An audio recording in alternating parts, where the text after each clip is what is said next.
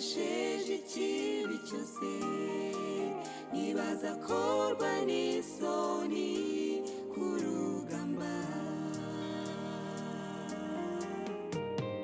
Naho twanyura mu gikombe cy'urupfu, turi kumwe n'umugabo ukomeye. Na kure twagera haruta inzira yanyuzemo kiri ku isi. Muhumure turashinganye. Naho twanyura mu gikombe cy'urupfu, muhumure turashinganye.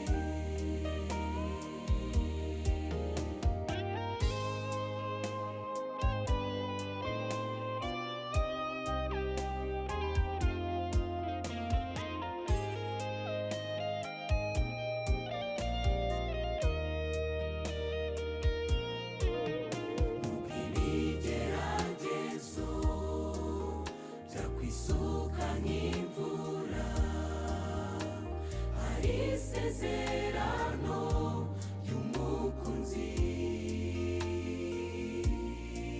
ko mu bikomeye by'isi atazigera anererana, bikantera gutuza ngakomera. Naho twanyura mu gikombe cy'urupfu, turi kumwe n'umugabo ukomeye. Na kure twagera haruta inzira yanyuzemo kiri ku isi. Muhumure turashinganye. Naho twanyura mu gikombe cy'urupfu, muhumure turashinganye. Naho twanyura mu gikombe cy'urupfu, muhumure turashinganye. Muhumure turashinganye. Muhumure turashinganye.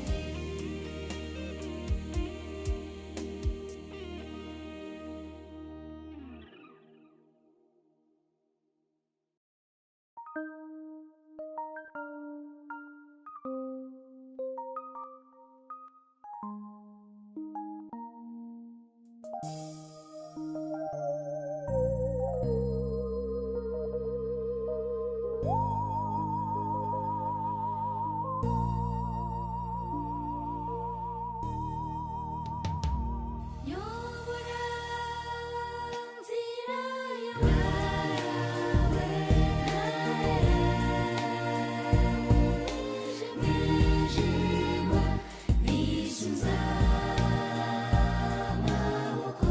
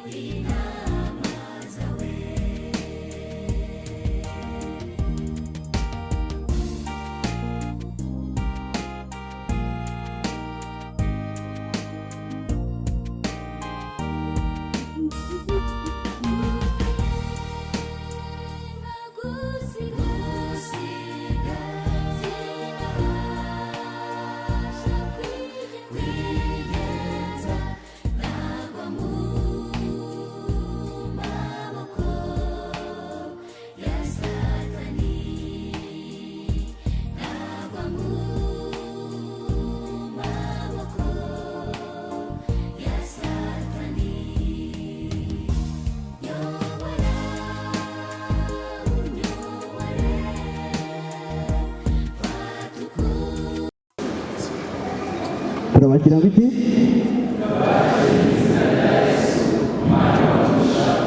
amen. Murakoze cyane muri iyi gahunda kandi turibuze kuba turi kumwe n'umwigisha n'ubundi twakomeje kubana kuva mu gitondo ni Izayi ndetse n'umuryango we, reka tubasabe bagejuru hanyuma nabo tubakire muri iyi gahunda ya nyuma saa sita n'abambaye neza nabo tubakiriye ngo iki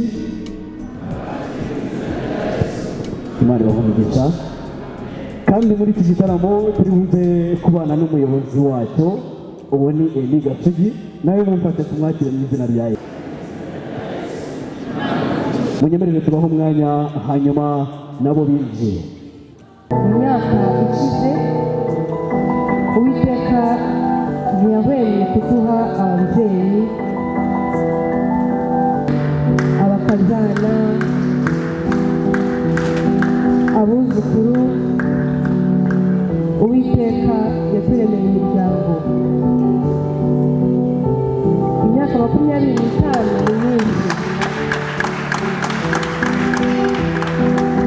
Ndizera ko hano harimo na benshi batari bakavuka. Ni nayo mpamvu Uwiteka tumushima.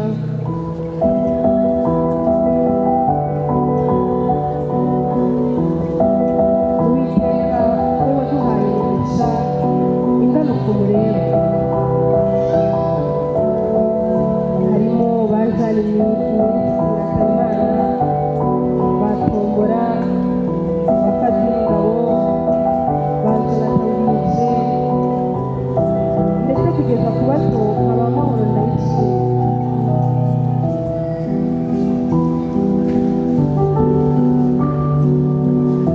Mbese ibyo Uwiteka yadukoreye twabimutura iki? Umuryango mwiza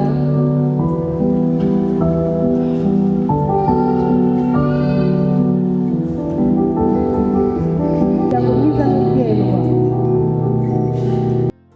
Twongeye kuzirikana ko Uwiteka yaduhaye umugisha wo kugira inshuti zidutera ingabo mu bitugu, zikabana natwe, zikadukomeza, tugafatanya umurimo w'Imana. Muri ab'agaciro Uwiteka abaho umugisha mwinshi. Batuyisenge Maurice, Bayishimwe, Bayegere Uwimana, bagize abo mwese turabashimiye. Uwiteka abaho umugisha. Turashima Imana.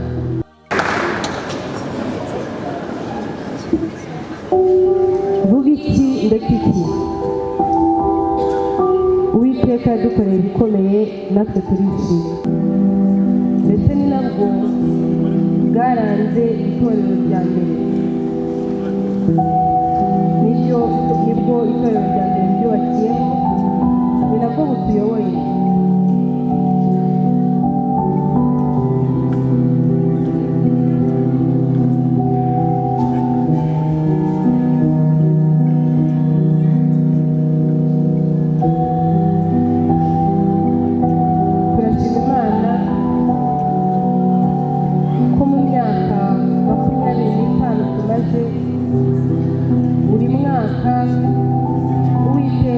Agenda duhakunguka, yaba abakuru yaba abato, ingeri zose. Uwiteka koko yadukoreye ibikomeye natwe turishimye.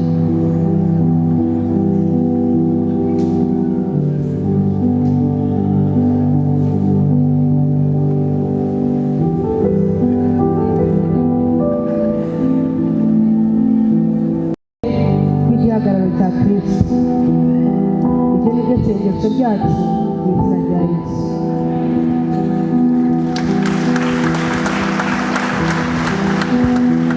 Abataricara mwongereye amashyi God's Family mu myambaro myiza cyane muri gahunda nziza bateguye, ndetse tunashimira Efeze ku magambo meza yari ari kutubwira.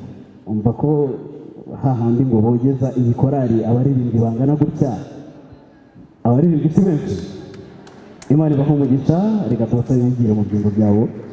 Uwiteka abahire kandi abaha umugisha. Kugira ngo rero tuze kubona ibyiza byateguwe n'iyi kohare, biradusaba kuza gukoresha igihe gitoya.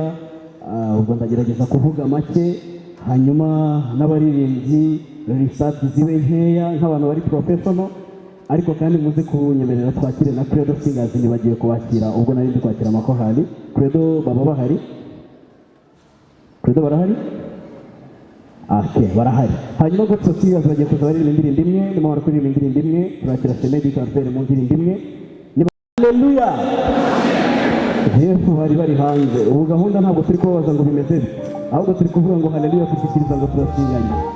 Bagabanye umuziki twumve niba tugiye kubafite gahunda. Bagabanye umuziki sida. Aha, tugiye kubanza twumve iki gihande, twumve uko twikiriza, turakurikiza biti, dukurikizeho na kiriya, indi haleluya turi buze gufatanya. Haleluya! Haleluya! Haleluya! Haleluya! Murakoze cyane.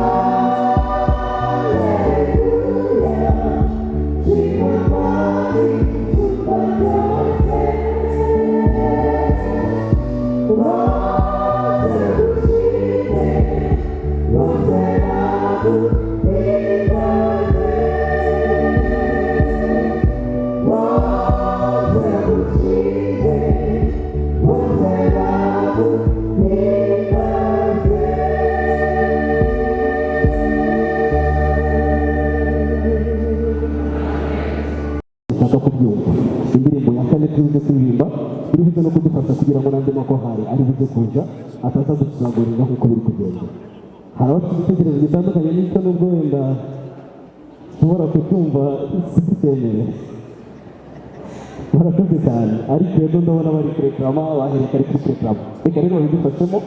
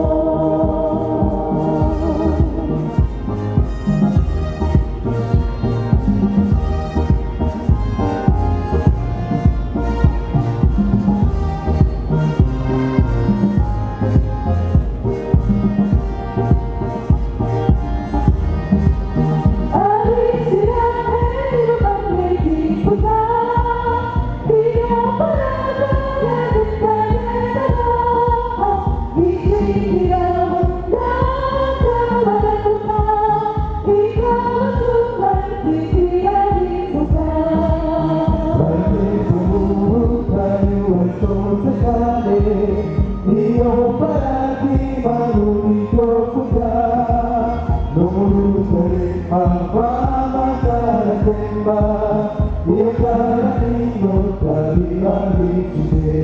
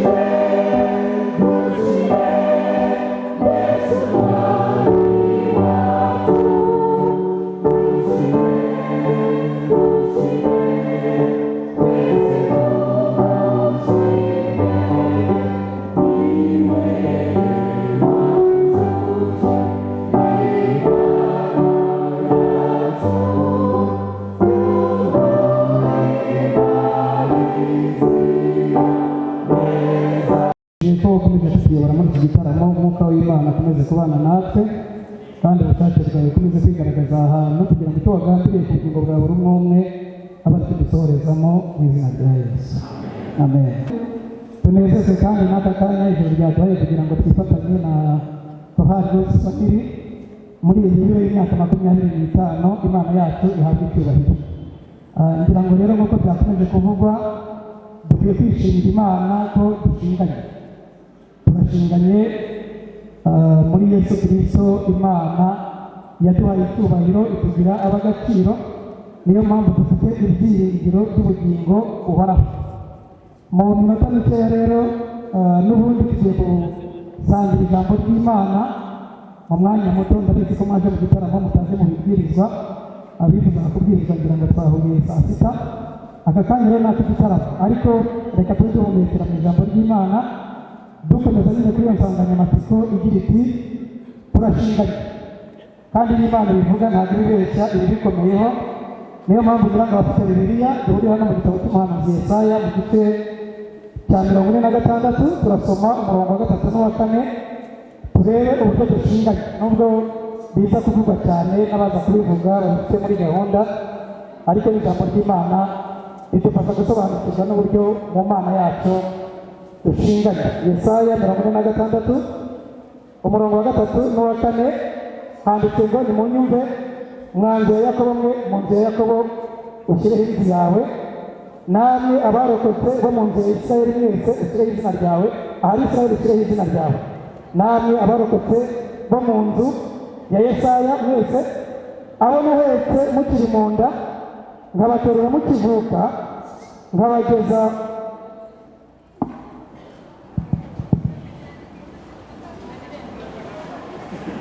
narigeze ku murongo wa 4. Reka tubere hejuru. Nimunyumve mwanzu ya Yakobo mwe namwe abarokotse mu nzu ya Isirayeli mwese abo nahetse mukiri mu nda nkabaterura mukivuka nkabageza mu zabukuru ndiwe muzarinda imvi z'uburuyenzi zibaheka ninjye waremye ninjye uzaheka ni koko nzaheka kandi nzazakiza. Nahoze mbona uburyo God Family yinjira uburyo bagiye bagaragaza abantu mu byiciro bakurikije ngira ngo igihe abantu bose bagereye hariya twe tuhagera yari kise kashi nyuma iza kuba nyine asa UR Nyarugenge. Ahangaha dufite n'abantu nyine batangiye muri 98 natwe twaje tujoninga muri 2000 n'abandi bakomerejeho, ariko dushimira Imana ko yakomeje guheka uhereye icyo gihe ukageza n'uyu munsi imyaka 25 ikabikize korali itarazimye ahubwo yarakuze ikaba ifite mufite abuzukuru mufite abana n'abuzukuruza murumva ko korali rero yakuze, ariko byose bituruka ku mugambi w'Imana. Imana yagiye iheka abantu kuva icyo gihe kugera n'uyu munsi abantu bakaba baremeye gukomeza kuba ibikoresho by'Imana. Imana yacu ihabwa icyubahiro. Mu by'Imana idashobora gukora Imana ntizibeshye. Iyo ivuze ngo nzaguheka iba izaguheka. Rero igihamya nuko turiho kandi imirimo yayo nuko ambasaderi zimwe imaze kuyiririmba. Imirimo y'Imana yacu iratangaje. Imana yacu rero dukwiye kuyubaha, dukwiye kuyikunda, dukwiye kuyishimira kugira ngo iby'ubugingo bikomeze gusobanuka muri twebwe kandi dukomeze kwishimira agakiza kacu Imana yaduhaye muri Yesu Kristo. Nanone iyo dusomye hano muri Yesaya 66 uhereye ku murongo wa 9 muri ya njyana nyine ya turashinganye, Yesaya 66 uhereye ku murongo wa 9 ukageza ku murongo wa 13 handitse ngo mbese nzatuma batwita niyo gutuma babyara. Haleluya. Ko mubizi haleluya. Turashinganye. Imana yavuze iti nzatuma batwita niyo gutuma babyara. Niba batwise already bazanagenda gute? Bazabyara. Niyo mpamvu tutazima kandi ntitwazima kuko muri Yesu Kristo Imana yaratubonye. Nibyo Uwiteka baza kwari igihe utuma babyara n'abazimira. Nibyo Imana yawe ibaza. Umurongo wa 10 mwishimane n'i Yerusalemu muhanezererwe mwabakunda mwese mwe namwe abaharirira mwese mwishimane naho kuko munezerewe kugira ngo mwonge muhage amashereka y'ibibahumuriza muryoherwe mwishimire icyubahiro cyaho gihebuje. 12 Uwiteka aravuga ati dore nzahayobora amahoro ameze nk'uruzi, nzahaha ubwiza bw'amahanga bumere nk'umugezi wuzuye. Ibyo ni byo muzonka, muzahagatirwa muzasimbagizwa ku bibero nk'uko nyina w'umwana asimbagiza umwana we, niko nzabahumuriza muzahumuririzwa i Yerusalemu. Nk'uko nyina w'umwana ahumuriza umwana we, niko Imana yacu iduhumuriza, niko Imana yacu itwitaho. Niyo mpamvu ibyiringiro byacu bikomeza gukomerera mu Mana, kandi icyo nabonye cyo nta muntu n'umwe wemera kuba igikoresho cy'Imana wikorera amaboko. Imana yacu iradukunda, Imana yacu itwitaho. Rero bavandimwe, uyu murimo ni uw'Imana kandi iyawutangije ni nayo izawusohoza. Icyacu ni ukwishyira mu biganza byayo, Imana ikaduheka ikadutsigatira ibyiza byose yaringanije ikabidusohorezamo, maze icyubahiro cy'Imana kigakomeza gusendera isi yose ikaziririmba ishimwe ry'Imana yacu. Nsoza rero ni byiza ko tuza tukicara aha ngaha abantu korali zitandukanye zikaza hano imbere zikaririmba. Ibitaramo nk'ibi ngibi twakabaye tubijyamo twishyuye amafaranga, siko biri se? Ariko kubw'urukundo rw'Imana yacu twabijyamo ku buntu bwayo, kubw'umwuka wayo n'igihe cyayo. Imana yacu ishimwe. Rero byaba ari akaga tubaye tuza mu biterane nk'ibi ngibi cyangwa mu bitaramo nk'ibi ngibi bikazarangira n'ubundi tudataramiye mu ijuru. Umugambi w'Imana muri kwa kuduheka, muri kwa kudusimbagiza, muri kwa kuturinda reka aba ari naho nsozerezaho hano mu gitabo cy'umuhanuzi Zefaniya mu gice cyaho cya gatatu ndasoma umurongo wa 18. Zefaniya rwose muri Bibiliya ayirambure ibisemo mbisome yahageze. Zefaniya igice cya gatatu umurongo wa 18. Abaje muri iki gitaramo twese dutahe tuzi umugambi w'Imana, kubera ko Imana iduhe byiza nk'ibi ngibi, kubera ko Imana ikomeza kutwitaho, kubera ko Imana ikomeza kutwoherereza umwuka wayo kugira ngo atuyobore. Umugambi Imana ifitiye njye namwe ni uwuhe? Ahazaza hacu hahishikira twemera kuba ibikoresho by'Imana yacu. Zefaniya igice cya gatatu umurongo wa 18 handitse ngo nzateranyiriza hamwe abakumbuye guterana kwera. Haleluya! Kandi abantu bakumbuye guterana kwera, umuntu ukumbuye guterana kwera ndabona arahatakumva. Imana iravuze iti nzateranyiriza hamwe abakumbuye guterana kwera, bahoze ari abawe bavunwa muri bakoze isoni. Iyi si nubwo dukoza hirya no hino, iyi si nubwo tubuza amahoro, iyi si nubwo tujujubya, ariko igihe cyose tuzakomeza kwamagana na Yesu Kristo, igihe cyose ibyiringiro byacu bizakomeza kuba kuri Yesu Kristo, igihe cyose isano yacu n'Imana izakomeza kubakwa ku rufatiro rukomeye Yesu Kristo. Ku iherezo ry'ubugingo Imana igiye kuzateranya iteraniro ry'abakumbuye guterana kwera. Icyamba ngo njye nawe tuzifuze kuzaba muri iri teraniro turibanemo n'umwami wacu, kandi ikomeje kuduheka igakomeza kudusindagiza, ikabishaka twumva amategeko yiduhumuriza, kandi kuduhumuriza akaba ari ijambo ry'Imana. Mwuka w'Imana ajya ariyobora mu mibereho ya buri muntu wese, kugira ngo ubugingo bwacu bujye buhangayikishwa no kwakira agakiza, maze uhereye none twese tuvuye muri iwacu heza, kandi ikibazo turihe tuzabana n'Imana iteka ryose mu izina rya Yesu. Muhagaze dusenge. Mana yacu idukunda, turakunezerewe cyane kuri isoko y'ibyiringiro n'agakiza, tunezejwe cyane n'ubwo watubwirije n'iby'agakiza ukanadukiza, uhabwe icyubahiro. Amagambo yawe n'ay'ukuri kandi amasezerano yawe ntahinduka.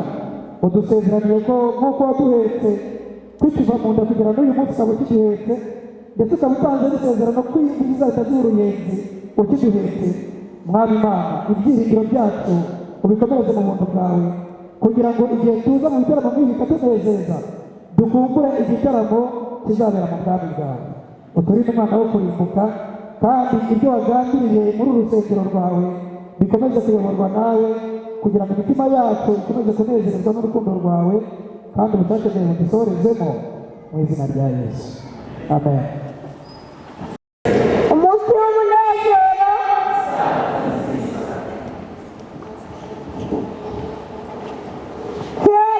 kera cyane naramira ko nzabaho ndiho yariho, icyo gihe yahaye ibintu n'abantu kubaho. Simvuze ko yabihananira ahantu ho mu ijuru gutyo gusa, ahubwo yavuze ngo baho hanyuma bibaho. Vuze ko rero yabaharuriye umuhanda kuva mu ndangiriro bakibarirwa ku ntoki kugeza n'ubu babarirwa mu binyejana. Barahize barahiguye, bakenyeye ikigabo baratwarana, barakomeye. Amen, amen. Kenza atubwira umuvugo mwiza cyane ndakwakira na Donald. icyo gihe sinari ko nza umwuzukuru w'umuryango w'Imana. Imihanda tunyura wabanje guhanga ibirenge, kandi nyine ntitwarijyaga guhagarikwa n'ibyo twabonaga. Icyakora si twe twikomeje, ahubwo turakomeye kuko dukomeje, kandi rwose turanyuzwe, uko turi kose turamaze, uko bimeze kose warakoze Imana.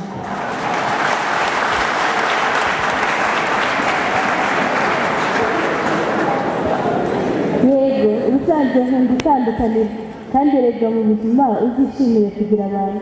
Ntabwo nari nkeneye buri kimwe ngo nishimire ubuzima, kuko ubuzima mu muryango bwamaye kwishimira buri kimwe. 25 rero sinayivuga ngo nyirangize, 25 tugenda ariko ibirenge ntibyashya, 25 imyambaro ntiyaducikiyeho, 25 twabuze ingingo zisimbura izindi, kandi 25 twabonye Imana. Amen. nyamara rero twabonye Imana 25 twarahagaze turema 25 twabonye icyo ziriduka 25 twarahagaze turemba yemwe atari uko tubarusha intambwe cyangwa tuboneka ubutwari 25 rembana nyacu 25 twabonye intege ziriduka ariko muri 25 nyamara nayigereranya nk'inyenyeri zo mu kirere ntabasha kubara 25 mbese nanayigereranya n'umusenyi wo ku nyanja gusa ndashaka ko ari Imana gusa nange munyemerere Imana ikomeze yitwa Imana twavuga muki haleluya turatindanye amashyi menshi cyane izi ni impano zigendera dufite muri God Family reka turasabe rero ibintu ntabwo biri kuvuga neza gerageza bivuge neza reka dusabe God Family baze bagere hano imbere bagiye kuririmba indirimbo imwe nyamara indirimbo imwe turibuze guhita twakira umuyobozi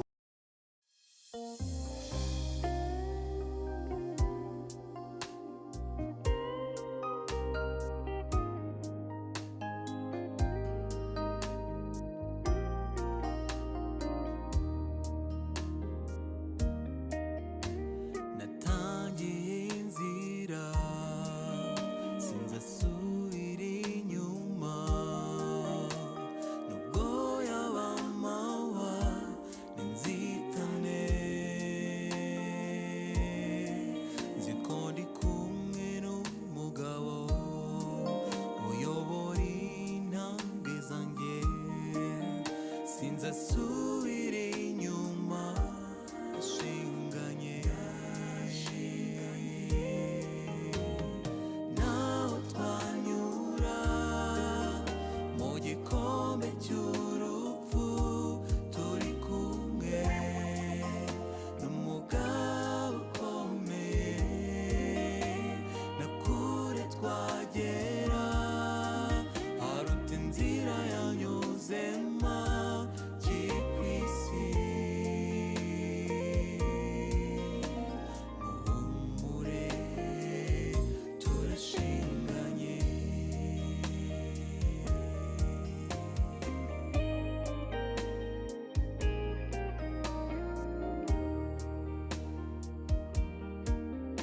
urugamba rukaze bisa naho birangiye hari utabara be bamwizeye abahoza kwizera kwabo uwanesheje ikibi cyose ntibazakorwa n'isoni ku rugamba naho twanyura mu gikombe cy'urupfu turi kumwe n'umugabo ukomeye na kure twagera haruta inzira yanyuzemo kiri ku isi muhumure turashinganye naho twanyura mu gikombe cy'urupfu muhumure turashinganye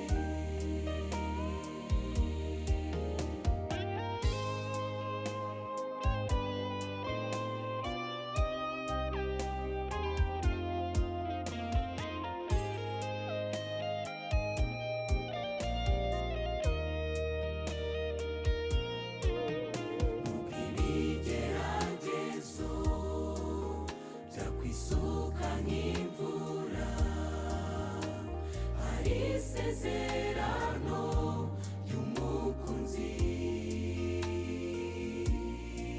ko mu bikomeye by'isi atazigera anererana bikantera gutuza ngakomera naho twanyura mu gikombe cy'urupfu turi kumwe n'umugabo ukomeye na kure twagera haruta inzira yanyuzemo kiri ku isi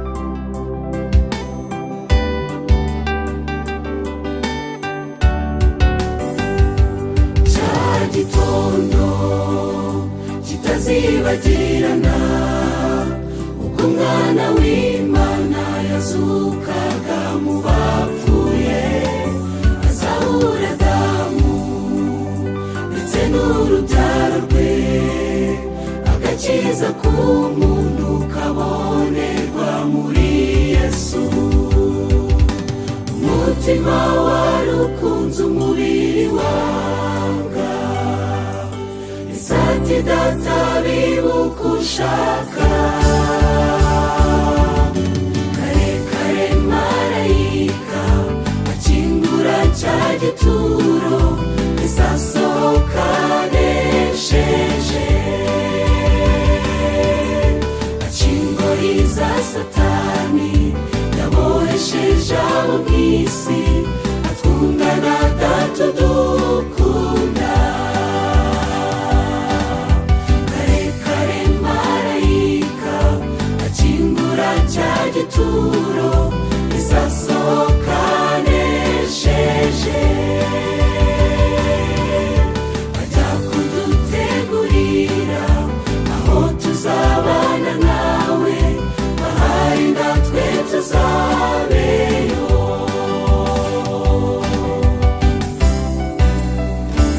mugashyamba asenga satani yamweretse ishusho y'ibyari bigiye kumubaho byose gucibwa mu maso kwihakanwa nabe gufashinjwa ibyaha kandi ari umuziranenge umutima wari ukunze umubiri wanga isati data bibuka ushaka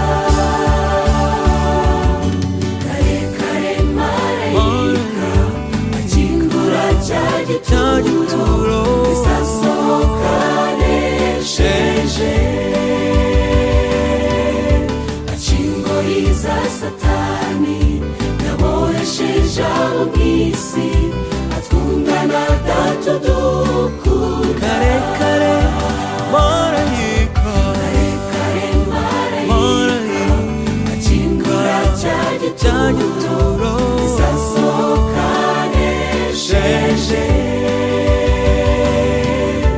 ajya kudutegurira aho tuzabana nawe ahari natwe tuzabeyo marayika kare marayika akingura cya gituro isasohoka nesheje akingori za satani yabohesheje abo mw'isi atwungana data dukunda kare kare marayika akingura cya gituro isasohoka nesheje ajya kudutegurira aho tuzabana nawe ngo wari natwe tuzabeyo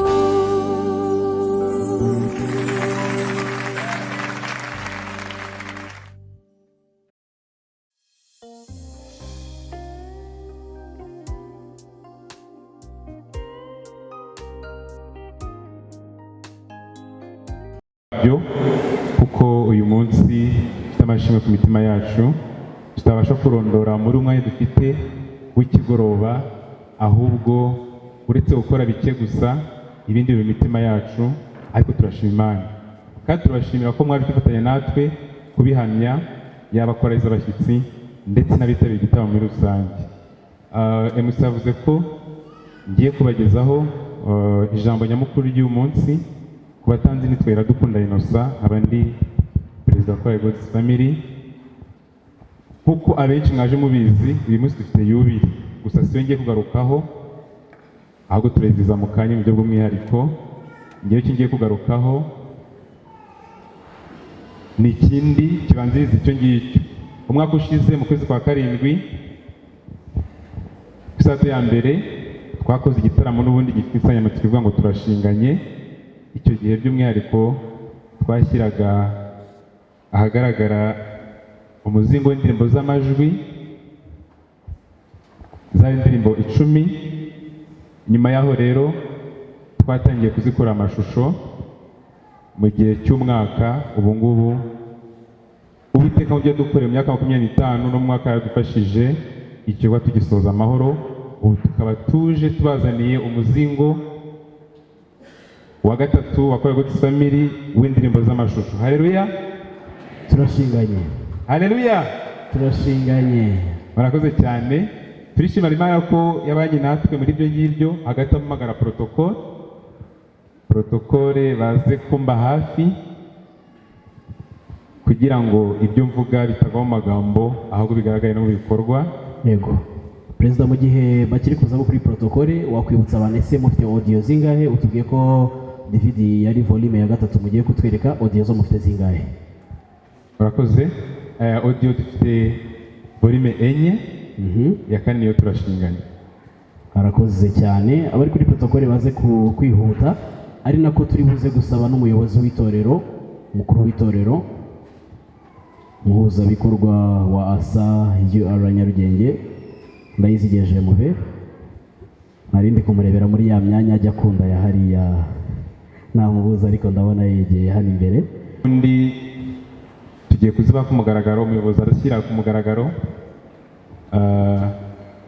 ariko twizera ko ari nziza. Ntekereza ko audio abenshi barazikunze, bakomeza no kudusaba kugira ngo tuzikure amashusho. Uyu munsi rero turabyishimira ko twabigezeho, kandi zabaryohere mu gihe bari bamaze kuzishyira ahagaragara. Ndetse ibindi bivuga Erida amaze kuzironshinga. Perezida uri kuvuga ngo urizera ko ari nziza? Yego rwose, nushaka kubyemeze ko ari nziza. Ku bagiye bazikurikirana kuri YouTube channel yabo ya God's Family, mwabonye ko ari indirimbo nziza. Ubwo mboneyeho n'abemerewe n'abakoresha telefone, kuko hari abari kuzikoresha ubu ngubu, ntabwo twabeshyanya. Mushaka kujya kuri God's Family YouTube channel yabo mugakora subscribe, hanyuma izo ndirimbo mukajya muzibona. Hanyuma reka dukurikirane ijambo ry'umuyobozi.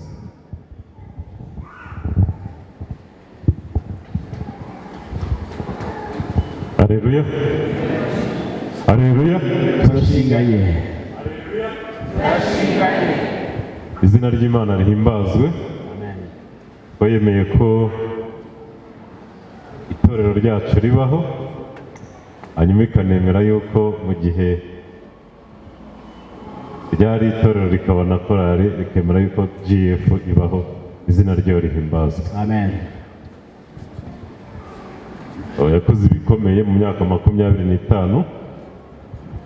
Iyo umuntu yagize imyaka 25 ntabwo aba akiri umwana, aba ari kuba umugabo. Dare condition normale. Turashima Imana rero ko muri icyo gihe yabanye namwe, kandi ntimubaho muri kwiririmbira, ahubwo mukaririmbira Imana. Ziriya volume enye zikaboneka, n'iyi ngiyi ya audio visuel ikaboneka ya gatatu. Izina ry'Imana rihimbazwe. Amen. Uko babibabwiye, ngiyi hano ikaba yitwa turashinganye. Ari indirimbo nziza. Kwa cya gitondo baririmbaga ifunguro, nzaririmba shimwa Yesu sinzongera. Hariho n'izindi, nzakumva, turashinganye, twumvire mwami umukunzi wanjye urukundo. ntabwo ndi kubisoma ku gapapuro gusa, ahubwo ndi kubisoma kuri CD irimo. So nkaba rero ku mugaragaro mfatanyije na GF dushyize ahagaragara iyi album audio visuel ikora umurimo w'Imana. Amen. Kandi nkeka ko twebwe turi abasirimu, hari abari buzitware, hari abari buzitware kuri flash, hari abazitwara mu buryo bwose, zigenda zikora umurimo w'Imana, izina ry'Imana rihimbazwe. Amen. Ndumva rero mfite umwuka wo gusenga, muricisha bugufi dusenge, hanyuma iki gikorwa kibe gitunganye. Turagushimye Mana yacu, tugushimiye kudukunda, tugushimiye ko ku musaraba ukuri ubutabera n'imbabazi byahoberanye, umunyabyaha wari wazimiye akabasha kuboneka, izina ryawe rihimbazwe. Amen. Tugushimiye ko wagiye mu gituro ntuheremo, ukazuka uri muzima, ndetse natwe tukazukana nawe, tukaba twicaranye nawe mu ijuru mu buryo bw'umwuka, ubihererwe icyubahiro. Amen. Tugushimiye ko utanadusize muri ino si ngo twirwarize, ahubwo wakomeje kubana natwe, ndetse uduha n'amahirwe yo kuba mu ruzabibu rwawe, wemera ko na GF ibaho ikora umurimo imyaka ingana gutya, ibyo turabigushimiye. Twishyize mu maboko no mu biganza byawe kugira ngo tube ibikoresho byawe, kandi n'iyi DVD ishobora kugera kure aho umwana w'umuntu atabasha kugera. Reka uzawumva wese, reka uzayireba, reka uzumva audio zose tumaze kuvuga, ye kuzajya kure yawe, ahubwo azakwegere, asobanukirwe n'urukundo rutangaje wamukunze, asobanurirwe n'icyo wakoreye ku musaraba, asobanukirwe n'uko ugiye kugaruka ukatujyana mu bwami bwawe. Twese tuzishimire kugusanganira. Ukomeze ubane natwe muri iki gitaramo mu izina rya Yesu. Amen. Gashugi, ndumva ibyo ujya ukora nimba birangiye simbizi. Umuyobozi w'itorero yabivuze neza yuko twagize umugisha, hari kirazira zitari ngombwa zitaba muri yasa, ni naho umugisha. Ntabwo bibujijwe gutera inkunga ku isabato mu gihe ari umurimo w'Imana turi gutera inkunga, ibyo turabishimira Imana. Kugira ngo rero tutaza gutinda, iyi korali imaze imyaka 25 igizwe n'abanyeshuri, umubare munini n'uw'abanyeshuri bapresenta, ubwo n'abaririmba imbere kuko n'abandi barumenaye babana hafi, ariko mu bikorwa bigiye bitandukanye. Ndetse n'umukuru w'itorero yabigarutseho yuko tunashimira Imana yuko itorero ryacu rya ASAUR Nyarugenge ryabayeho binyuze n'ubundi muri iyi kohale, nabyo ni ikintu cyo kwishimira rero, kugira ngo tutaza kubamarana umwanya munini bahagaze, tugiye kubaha umwanya basubire mu byicaro, ahubwo hano imbere babisikane n'abaje kugira ngo dutere inkunga iyi kohale.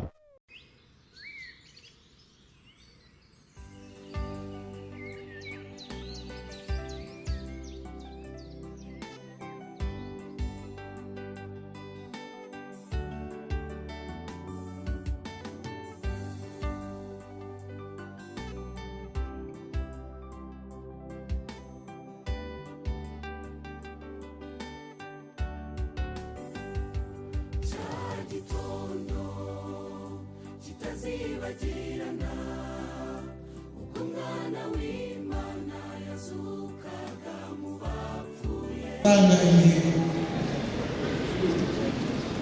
Haleluya. Amen.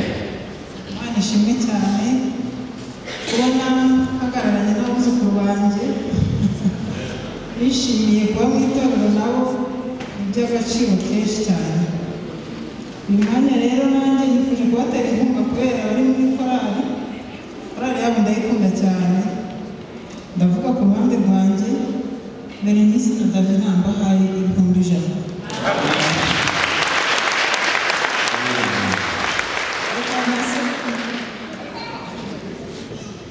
Urakoze. Ubwo iyo nkunga y'100,000 madamu atanze, nanjye nzazana ibindi 100,000 ku wa gatatu nzabishyikiriza Kizito. Urakoze. Haleluya. Amen. Bataragenda turabashimiye, Imana ibahe umugisha. Ababyeyi beza, turi gushimira ababyeyi ko babana natwe kandi bakunda umurimo w'Imana. Reka rero tubimburire abandi umuryango n'abandi bakomerezeho niba gahunda. Reka nsabe n'abangaba bamaze igihe bamenyereye gutanga imihigo. Reka mbere kuri David. Njyewe ndatanga 25.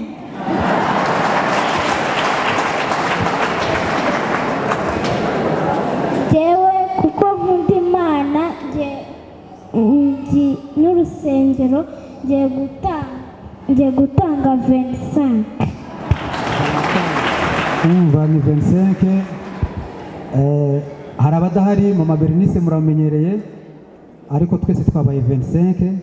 Ubwo mama Bernice ni 25 na Kizito ni 25. Ubwo natwe muri ya nzira y'ababyeyi twese hamwe ni 100 umuryango wa Kizito. Amen. Usanga ibihumbi 100 bafite n'ubundi n'abashyikirije ibindi turaza kubigarukaho. Murakoze muri mishinga dufite. Mr. Chairman wa God's Family munamuha amashyi ndetse n'umuryango. Arakoze cyane. Abyumvise akaba bana urumva ukuntu banavugaga Fransa keza cyane mu gihe abandi bavuga ngo ni sekisa. Urumva ko bavuga sang neza rwose kumva biraryoshye. Ibari bahumugisha cyane. Abantu bahawe invitation kuko nanjye ndi mu bantu bahawe invitation. Mwaretse ko tutidiriza igitaramo mukaza tugatanga amafaranga. Aya mafaranga mbabwiye ntayo tuzajyana. Uretse no kutayajyana ntawe uzigera anyurwa n'ayo afite. Turayakorera mpaka mu kanya saa 2 ndajya mu kazi, nzataha ejo mu gitondo saa 2. Ubwo ndi kugira gute ndi gushaka amafaranga. Rimwe na rimwe ntitunayarye. Mwaje tugakorera Imana hanyuma tugakomeza n'igitaramo cyacu. Abantu bahawe invitation na God's Family reka tubasaba batambuke bazi.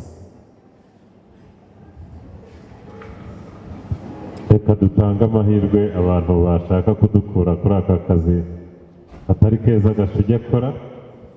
Nukuri mungirire neza. Sibyo ko niba natinda turabisoza nta kibazo. Nta kibazo dufite n'ubundi yabanye na God's Family iracyari kumwe nabo. Nitutanayatanga barakomeza umurimo. Nta kibazo rwose turakomeza tunatarame ariko ntabwo mwabidukora ni muze dutange inkunga hanyuma God's Family ikomeza umurimo. Hekuza umwe ndabona famiye Ngabo bari kuza n'abandi nka famiye Amina Dawu nabo baza, famiye Chris ndi kubabona n'abandi basore, si ngombwa ngo haze famiye gusa, n'abandi basore bashobora kuza hanyuma tugakora umurimo w'Imana tugakomeza n'izindi gahunda. Nihangane habanze haze abandi bantu kugira ngo dutangire umwanya rimwe. Yesu musaza Amina Dawu. Ntabandi baza kugira ngo tuhite dufata umwanya tudatinze cyane. Yesu ashimwe. Yesu ahimbazwe. Reka dusabe abantu bafite gahunda yo kuza gutera inkunga korali kugira ngo tuze kugira n'umwanya wo kumva izi ndirimbo babanguke kugira ngo tubirangirize rimwe tujye mu zindi gahunda. Ndumva ntari butinde.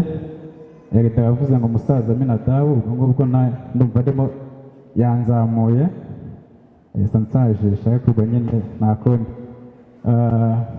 Nje hano kugira ngo dutange inkunga ndatanga 60. Murakoze njye n'umuryango wanjye. Murakoze cyane. 60. Haleluya. Amen. Turashinganye. Nari nibagiwe. Nako turashinganye. Nanjye ndashima Imana kubw'umuryango w'Imana. By'umwihariko abakobwa banjye barasinziriye twakabaye tuzana hano ariko famiye yacu dukunda God's Family cyane, atari uko twayibayemo gusa ahubwo bw'indirimbo nziza gusa tukirimo hari byari bidasanzwe byabaga. By'umwihariko rero madamu arantumye kubw'indirimbo nziza y'ubukwe mwaturirimbiye. Ni indirimbo ihora twubaka iyo tugeze ahandi tubona ko bikomeye, nubwo uyu munsi nta bukwe bwabaye ngo nze kuyisaba bayituririmbire, ariko ni indirimbo nziza ahandi tugeze mu majune handi tuyitega amatwi tukongera tugakomera. Turashinganye rero. Nje nitwaje ijambo ry'ibihumbi 50. Umurimo tuzakomeza tuwukore muri God's Family. Imana ibahe umugisha. rwose mubikoze neza, ibihumbi 50 Imana izabikoresha umurimo. Hanyuma ikindi, tugira umuco mwiza wo kutavuna abantu badutera inkunga. Mushobora kwibagirwa bitewe na gahunda nyinshi, ariko iyo munyuze hano bakabandika, tubaha ka message cyangwa tukabahamagara tunabifuriza icyumweru cyiza, cyangwa se tunabibutsa n'imihigo yanyu. Tubikore rero tunezerewe, tugende tubabwira amazina yacu, bagenda batwandika, tubikora neza. Turi gukora ikimenyane cya Ladies First muri bubyihanganire ba Manuel n'abandi, reka duhere hano. Yesu ashimwe. Yesu ahimbaze. Nitwa Mushimiyimana Irene, nje mpagarariye famiye Masabo, twazanye twese n'abana. Nanjye naririmbye muri God's Family guhera mu mwaka w'ibihumbi 2006, narangije 2010, ariko nubwo ntaboneka cyane ariko ni korali yanjye kandi nkunda nishimira. Ni nayo mpamvu uyu munsi nifuje kubana nabo muri iki gitaramo cyo kwizihiza imyaka 25 ishize korali ikora, kandi turashima Imana kubw'uko Uwiteka yakomeje kubakoresha ibikomeye, ndetse natwe uyu munsi tukaba twishimye, Uwiteka bihimbarizwe. Ni muri urwo rwego rero natwe nka famiye Masabo twifuje gutera inkunga korali y'ibihumbi 50. Uwiteka akomeza duhana umugisha. Amen, amen. Yesu ashimwe. Yesu ahimbaze. Amazina yanjye nitwa Mukashema Ivete, nanjye naririmbye muri God's Family ndetse na Sheri. Araza kwivugira, ntago naje natumwe, ahubwo turi kumwe. Uriyiziye. Cyo twatekereje nk'umuryango, umukuru w'umuryango niwe ukivuga. Murakoze.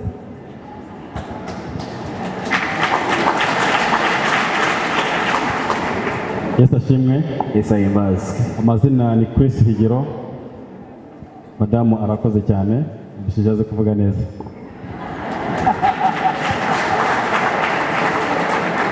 Reka nihutishe kuko yamaze kuvuga byose. Turabaha amadolari 100. Amen. Amen, amen. Komeza hirya kwa Jojo. Murakoze.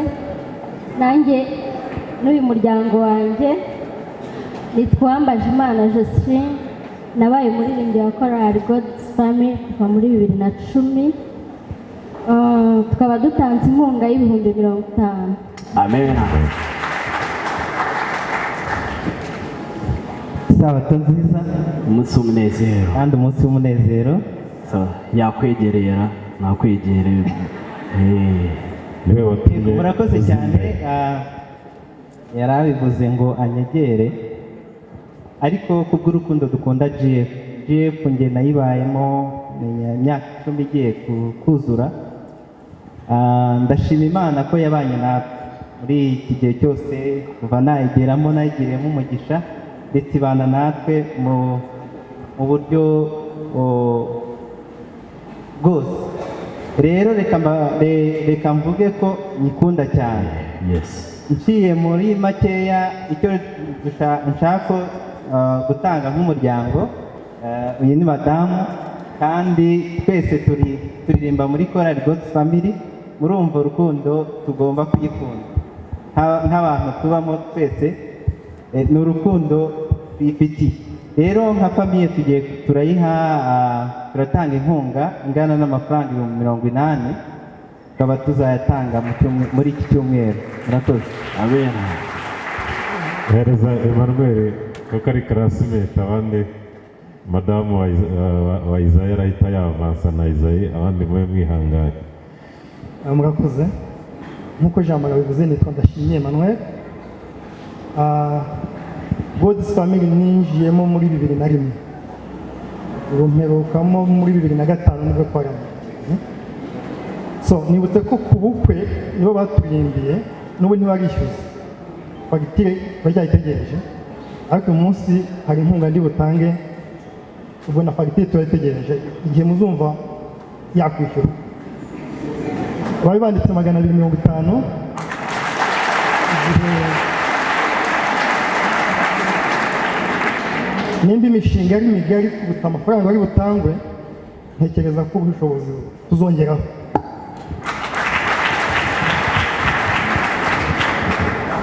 Okay, arakoze ngira ngo twayinjiriyemo rimwe God's Family muri 2001 nubwo bahasanze mpamaze igihe gito ariko God's Family ni korali yacu ngira ngo njye n'umuryango wanjye bari banditse 100,000 n'ibindi Imana izadushoboza tuzakomeza kubikora nk'uko bisanzwe. Murakoze.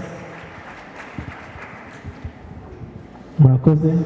Nitwa Simeon Niyonkuru, urukundo nkunda God's Family n'abahimbi 30. Amen, amen. Haleluya. Amen. Yesu ashimwe, Yesu ahimbazwe. Nageze muri GF muri 2011, muri 2015 nibwo navuye muri ASA mu kazi, nyuma yaho ntabwo nakunze gukomeza kuboneka, ariko GF ni korali nagiriyemo ibihe byiza, yambereye umuryango nk'uko ari umuryango koko, mpora mbasabira umugisha. Nitwa Habimana Celestin, ari wa wundi umenyereye kuri radiyo, na wundi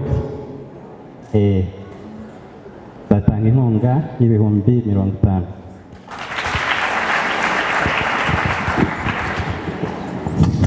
Murakoze. Yesu ashimwe. Nitwa Evariste, ubw'urukundo nakunze ino audio ya 4 ya GF, by'umwihariko indirimbo bita cya gitondo. Nifuje ko gutanga contribution yanjye ingana n'indi ndirimbo imeze nkayo, ni ukuvuga gukora umuziki wayo na recording yayo. Ndakoze. urwo rurimi ubwo Robert ari kurwumva. Isabato nziza. Nitwangizwe nayo William, nanjye kubera urukundo nkunda korali God's Family, ndatanga inkunga y'ibihumbi 50. Isabato nziza. Umunsi w'umunezero. Mpagaze hano mfite n'ubutumwa bw'umwe mu bantu bari kudukurikirana ku ikoranabuhanga. Njye nageze muri God's Family 2018, ndangije uyu mwaka. Nabaye kade w'iyo korali.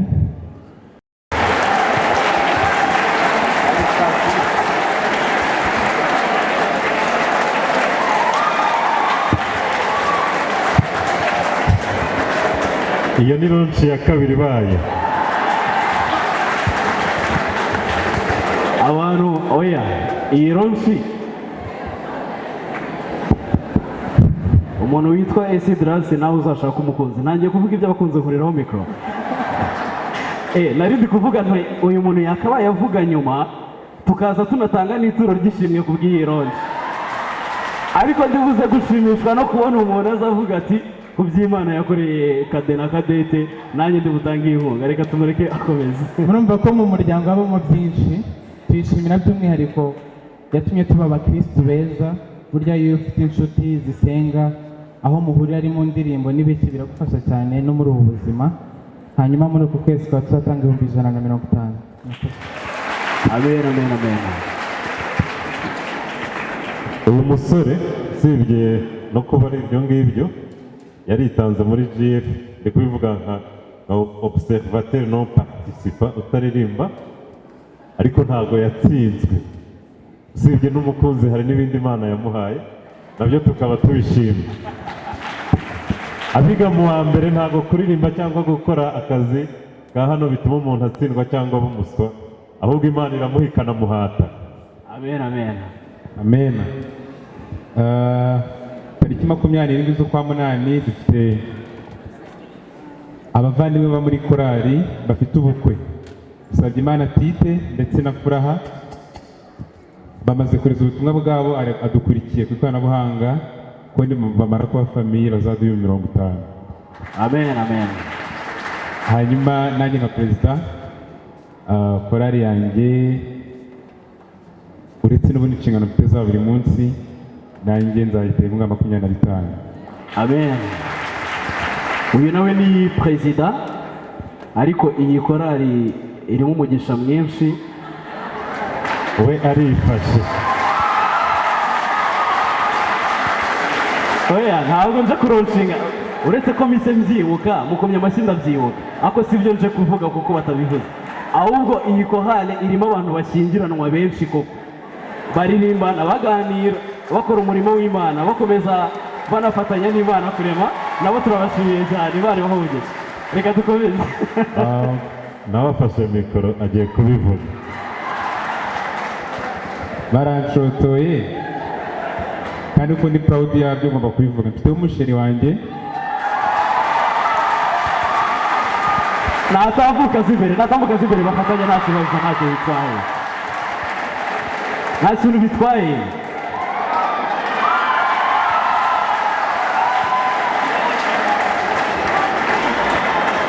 Abantu batagira urukundo ni abantu batagira Imana. Ntabwo ari amuru sikorere kuko bigeze ahantu hashimishije. Arangije ubundi arakishakisha nawe nzamutangira 15. Mudusengere tuzakore n'ubukwe vuba. Barakoze cyane uyu muryango Imana yenda gushinga. Ariko buriya kameramani ntabwo yarangaye. Kameramani ntabwo uri indangare buriya. Ngaho ukora akazi.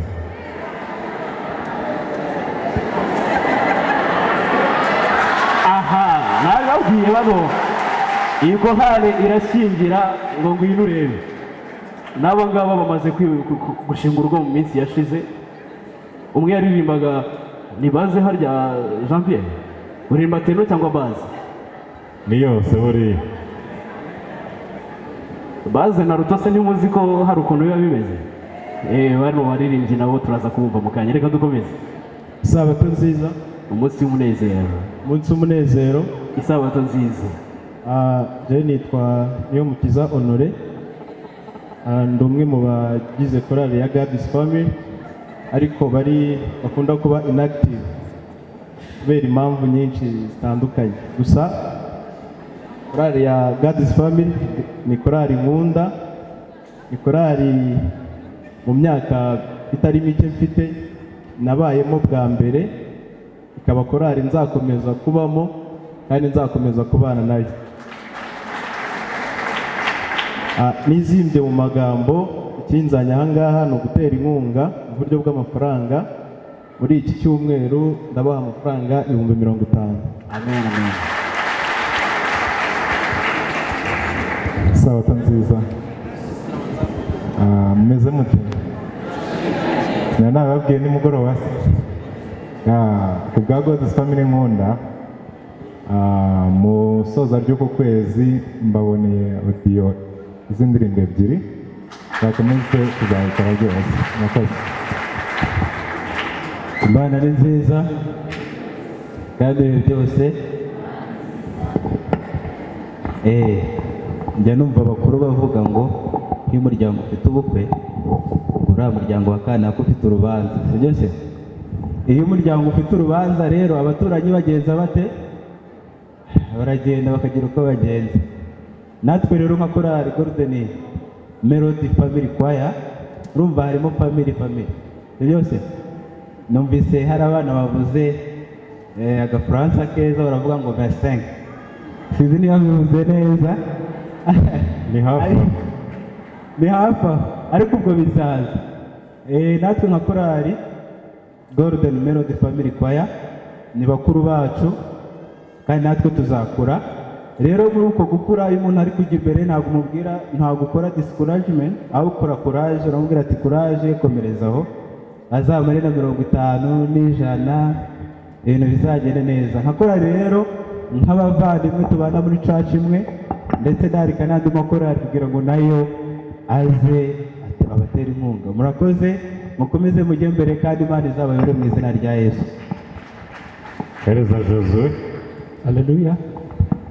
Sabato nziza. Nitwa Josue, uyu ni Bofre, uyu nguyu ni mushiki wanjye. Urumva ni abagodizi family nabo.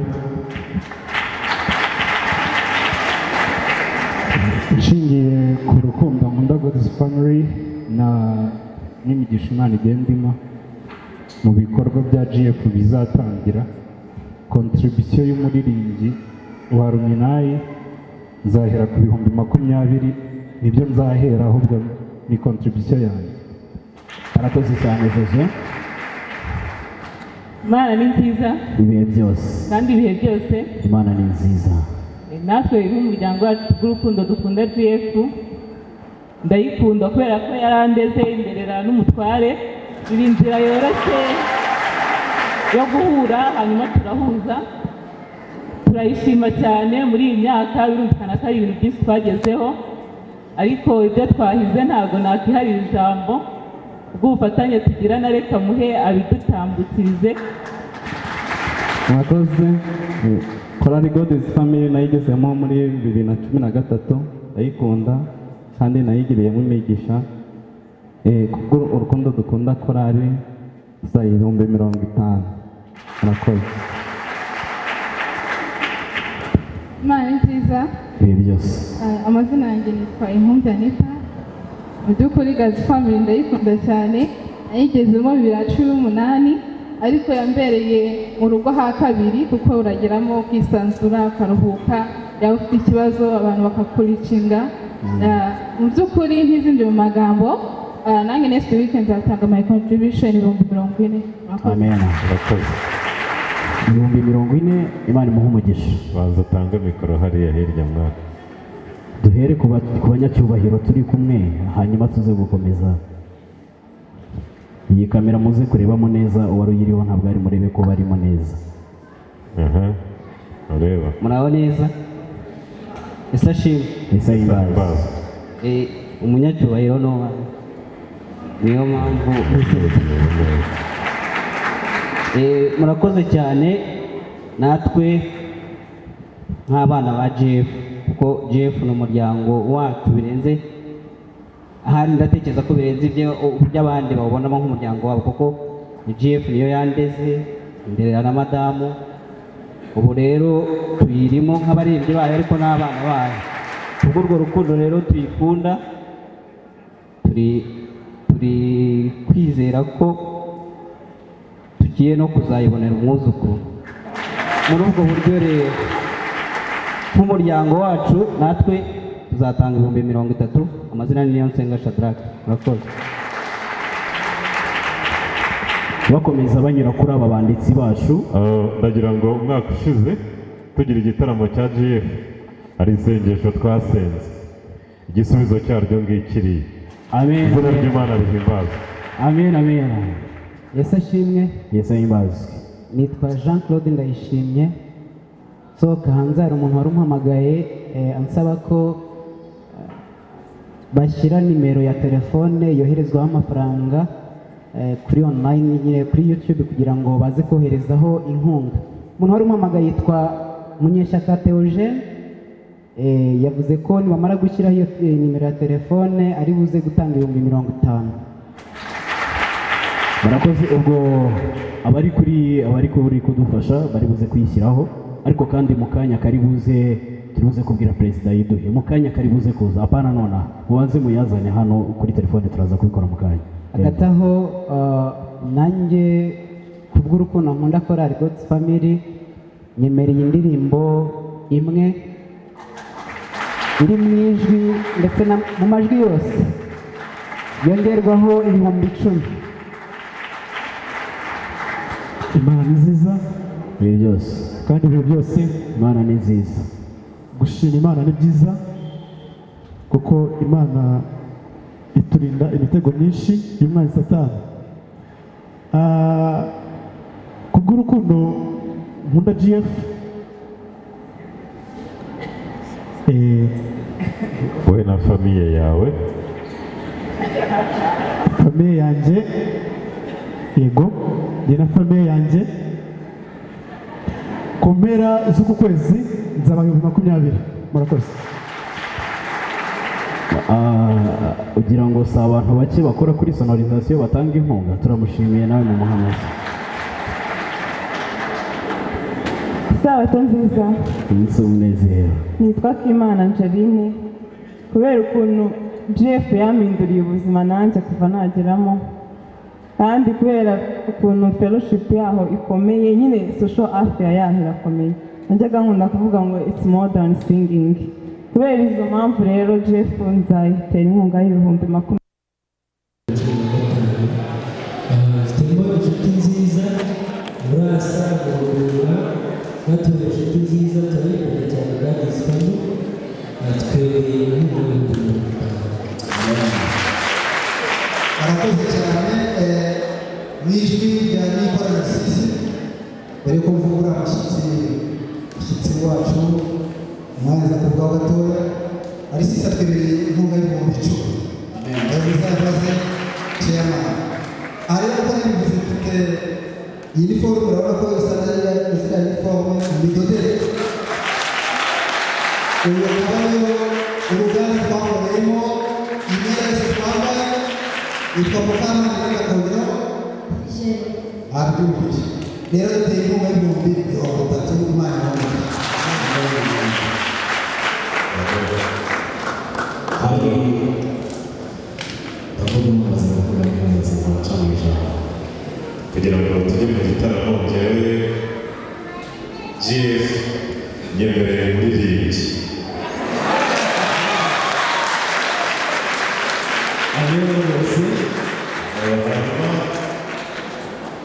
Sigaye mfite principe kubera ko igitaramo izuba cyangwa imvura bitari ku kigero kimwe, njyewe mvugana n'abariya ntabwo bivugira imbere kugira ngo mutazajya kurarana zisumba. Murakoze. Murakoze cyane.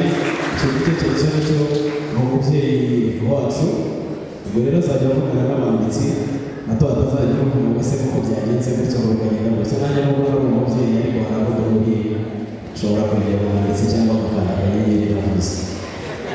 Murakoze. Kubera ibyishimo byinshi muramuke yayigeze ko muri 2001 n'ubu ndataye rwose mfite akazi wenda kajya kanjyana kure, ariko hamwe n'umuryango wanjye natwe tuyemereye inkunga y'50,000.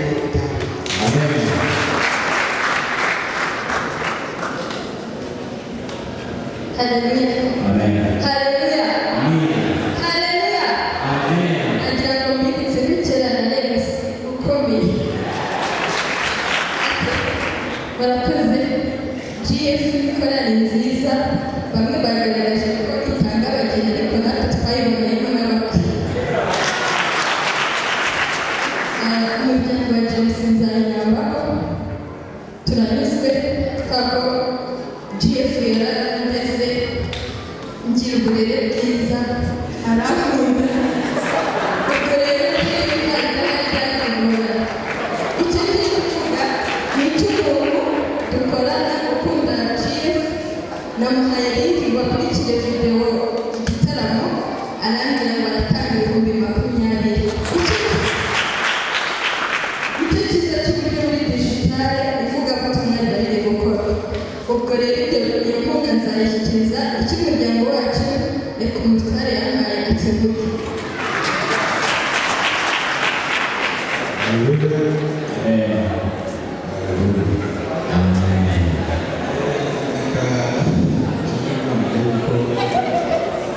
Nikora n'itokoye.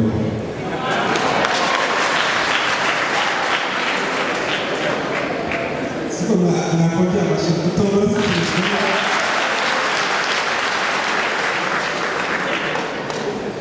rero dushima Imana ko turi amahoro, ntabwo mvuga byinshi. Natwe umuryango wacu tuzatanga 30,000.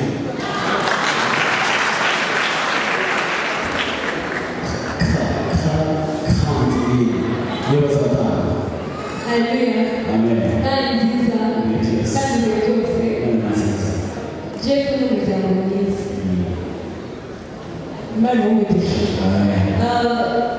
inshuti yanjye iragiye ariko yanduye aho iri niba iri kumva nayo bari kwigisha nanjye ngo muvugire ko kubwira ukuntu abakunda atanze kashi nanjye kamuvuga ko atanze n'ibindi igifaransa cyiza cyane Tanzania Imana ni nziza ibihe byose kandi ibihe byose Imana ni nziza nubwo twabaga turirimba mu yandi makorali ariko God's Family duhora ku mutima kandi nk'umwe mu bagize icyiciro cy'umuryango yewe abagiye kukiyobora muri mwaka twatanganye nishimiye inkunga bagenda bohereza mu cyiciro cy'umuryango God's Family. Imana ibamugisha inkunga bagendanye iri kuri telefone ngiye kunyura kuri kwa mugenzi wacu kugezeho ubutumwa. Imana ibamugisha murakoze cyane. nziza ibihe byose uyu munsi turishimye ku myaka 25 umuryango w'Imana amaze ndetse n'umuryango w'itorero muri rusange. Korali God's Family korali turirimbamo umufasha wanjye yaririmbamo nanjye nkunda kuririmba Sheikh Family turabashakira amadorari 50. Imana nziza ibihe byose God's Family n'umuryango mwiza. Hari kinini cyane uvuze kuri Amazing Grace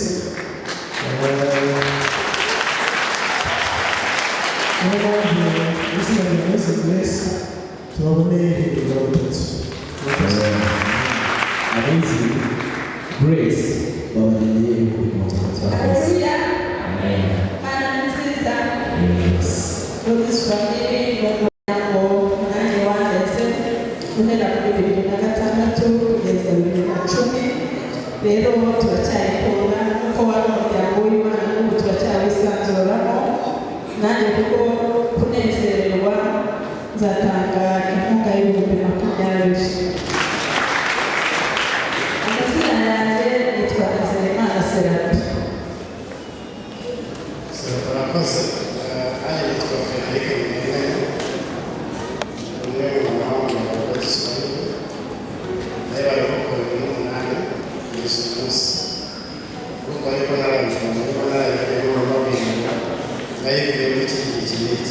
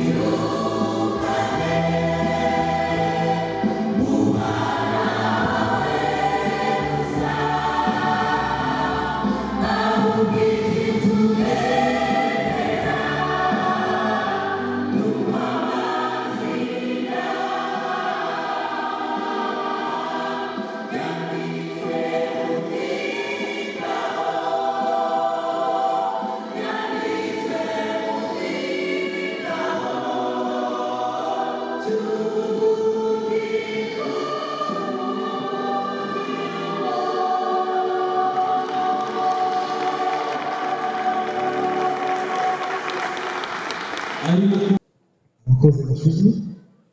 Haleluya, haleluya, haleluya. Turashinganye kuko gahunda yacu dushaka kuyinoza nk'uko yari iteganyijwe. Singiye kugaruka ku mateka uko yavuzwe, ariko twamenye yuko God's Family itangiye muri 1998 iza kugira izina rya God's Family, umuryango mugari, umuryango w'Imana, umwaka wa 2000, ndetse iya anniversaire ubwo bitagarutsweho cyane tuyisangiye n'itorero rya Saywa. Imyaka 25 n'imyaka itorero rimaze, kuko umurimo watangiriye muri GF ndetse ariwo musingi fondation y'itorero ryacu. Ivuga ko isabukuru ya GF kandi tuyitoye itorero. Ntibivuga rero ko simfata umwanya munini ndagira bigarukaho ibikorwa dufite, ariko bavuze ko dufite DVD tugeze kuri 3, audio zimaze kugera 4, ariko reka ngaruke ku mishinga migari. Ariko ntibivuga abakuru b'itorero baza hano kugira ngo dukataneho gato, kuko isabukuru nk'uko nabivuze ya GF, ariko nanone ikaba n'itorero.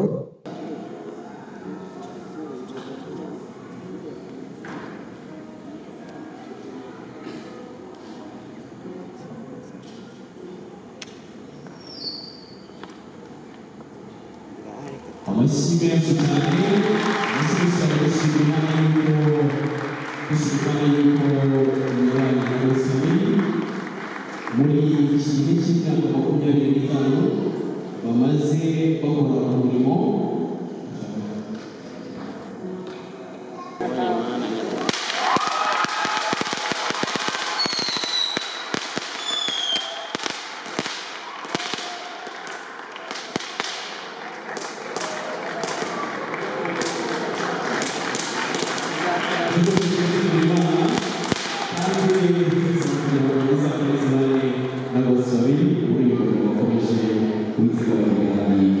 Thank you.